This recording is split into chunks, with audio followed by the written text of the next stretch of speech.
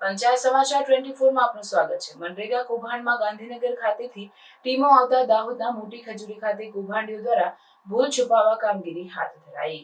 દાહોદ જિલ્લામાં મનરેગા કૌભાંડ છુપાવવા મોટી ખજૂરી ખાતે કામગીરી હાથ ધરાઈ। કામ ચાલુ કરાતા ગ્રામજનોમાં રોષ જોવા મળ્યો।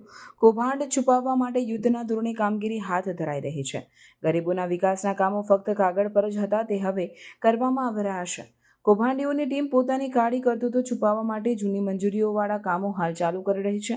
ગાંધીનગર ખાતેથી ટીમો આવવાની માહિતીના આધારે કૌભાંડીઓ કામગીરીમાં જોડાયા છે। ગ્રામજનો દ્વારા વિરોધ કરાતા ગામના સરપંચ તેમજ સરપંચ પુત્રો દ્વારા ધમકી આપવામાં આવતા હોવાના ગ્રામજનોએ આક્ષેપ કર્યા છે। મારું નામ પૂજારા સરદાર અભયસિંહ છે। હું ગામ મોટી ખજૂરીનો રહેવાસી છું અને મારા ગામમાં મોટી ખજૂરી ગામમાં અગાઉ 2022-23ના કામમાં કરવામાં મંજૂર થયેલા, તો અત્યારે એસઆઈટીની ટીમ આવવાથી લોકોને આંખોમાં ધૂળ નાખવાને કારણે મેટલ નાખવાની કામગીરી ચાલુ કરતા લોકોને ઉભરાટ થતાં આખા ગામજનોને ખબર પડતા ગામજનો દોડી આવી અને ગામજનોએ તપાસ કરી કે શા કારણનું કામ થાય છે।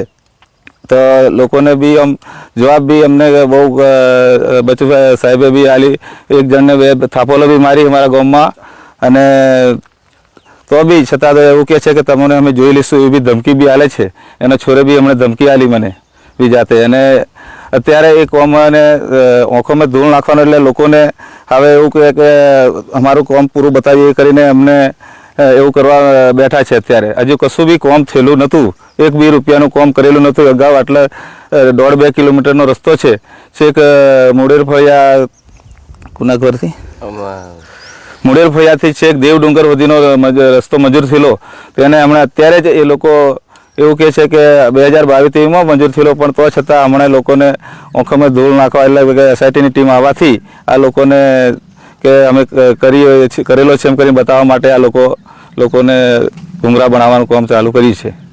ખરું ને? બરાબર છે।